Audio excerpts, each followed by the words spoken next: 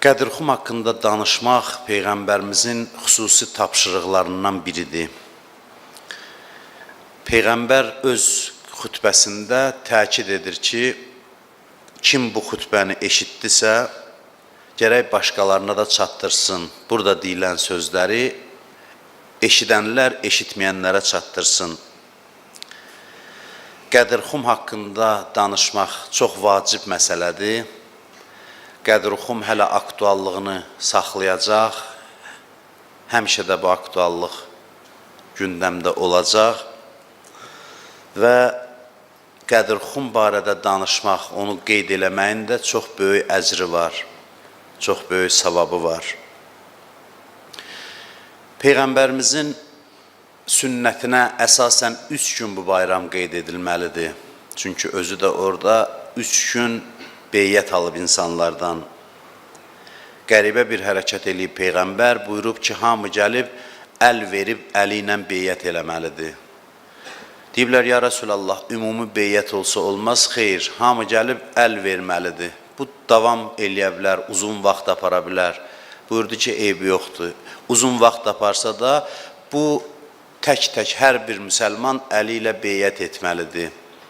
Və 3 gün davam elədi. Hətta qadınlar üçün də teştin içinə su tökdülər və Həzrət Əli əlini o teştin içinə saldı. Sonra qadınlar da o suya əlini salmaqla o şəkildə təkidlə Peyğəmbər beyyət istədi insanlardan.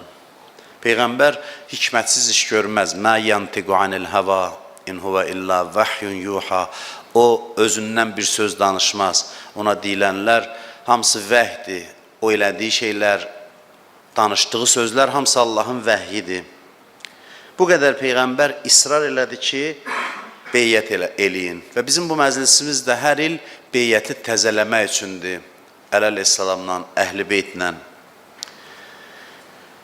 Bir ayə haqqında danışacağım qısa olaraq. Keçmişdə o ayə haqqında çox danışmışam. Hesab eləmək olar ki, bu ayə Əlinin vilayətini qəbul edənlərin xüsusiyyətlərini bəyan edir. Ki, bunlar kimlərdir? Hədislər var bu barədə ki, bu ayə Əlinin vilayətinə bağlı olan insanların xüsusiyyətlərini bəyan edir.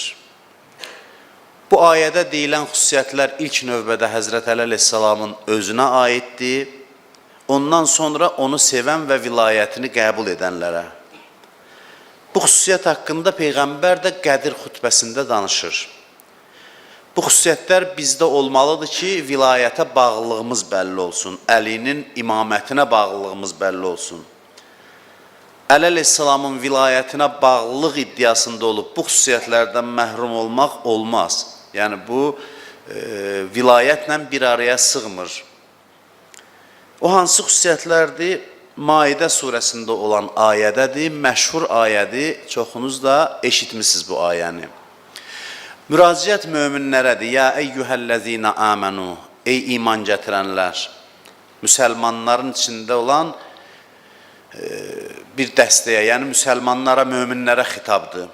Ya eyyuhəl-ləzina amanu, mən yərtəddə minkum an dinihi. Sizlərdən kim dinindən dönsə deyildikdə təfsirçilər deyir ki, yəni dininə yardım eləməsə, dininə kömək eləməsə, dininə dəstək olmasa, فَسَوْفَ يَأْتِ اللّٰهِ بِقَوْمٍ يُحِبُّهُمْ وَيُحِبُّونَهُ. Allah sizin yerinizə başqa bir qövm gətirər, bir dəstə gətirər. Yəni, sizi dindən uzaqlaşdırar, din neymətini sizdən alar və başqa bir qövm gətirər. Onların xüsusiyyətləri budur ki, yuhibbuhum və yuhibbunahu. Onlar Allahı sevir, Allah onları sevir. Allah onları sevir və bunlar da Allahın sevgisinə sevgi ilə cavab verirlər. Bu birinci xüsusiyyətdir. Allahla bunlar arasında qarşılıqlı məhəbbət var, sevgi var. Allah onları sevib yaradıb, sevib neymətlər verib, bunlar da bu neymətlərə, bu sevgiyə cavab olaraq bunlar da Allahı sevirlər.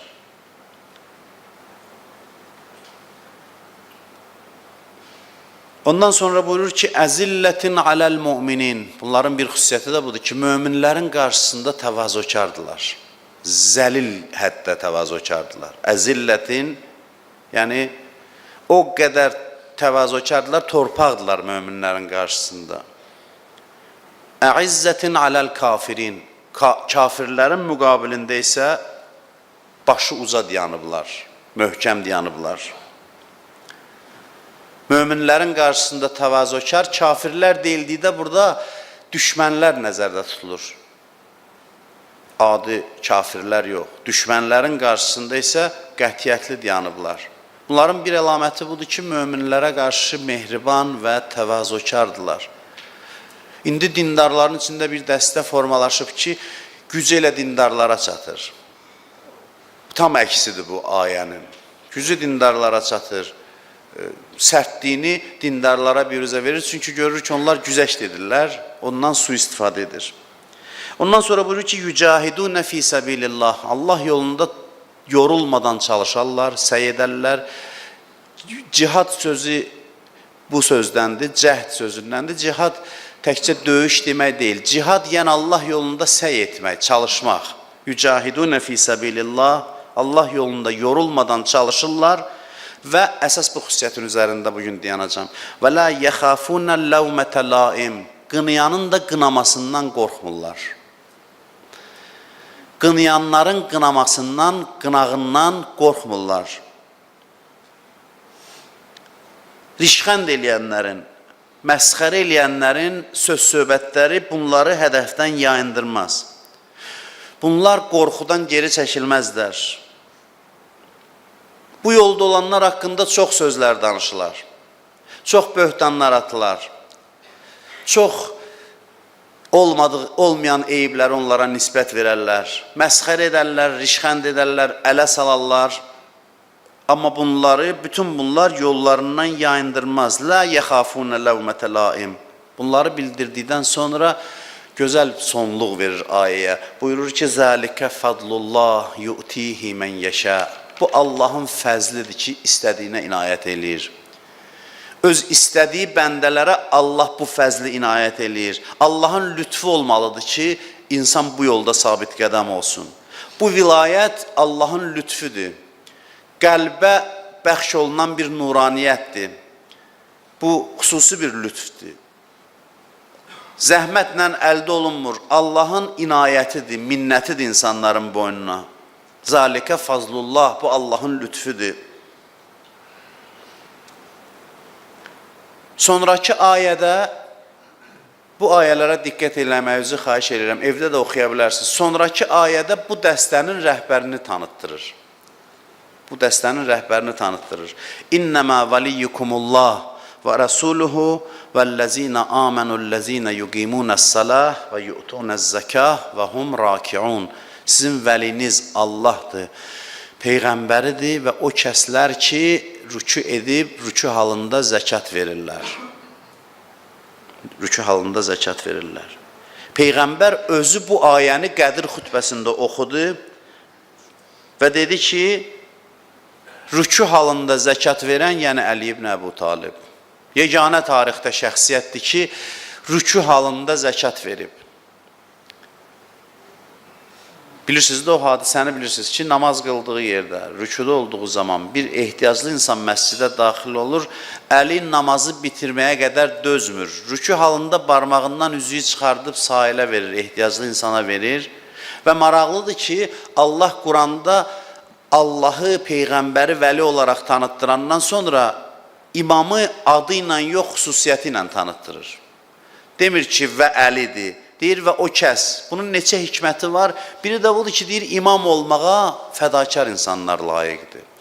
İmam olmaq bəxşiş əhlinə məxsusdur. Yəni, imam o qədər fədakardır, insanlara sevgi ilə doludur ki, onların ehtiyacını ödəməyə bu qədər tələsir ki, Allahla münacat elədiyi zamanda bir ehtiyaclının ehtiyacını ödəyir, təmin eləyir. Yəni, bu imamətin xüsusiyyətidir. İmam bu xüsusiyyətə sahib olan insandır.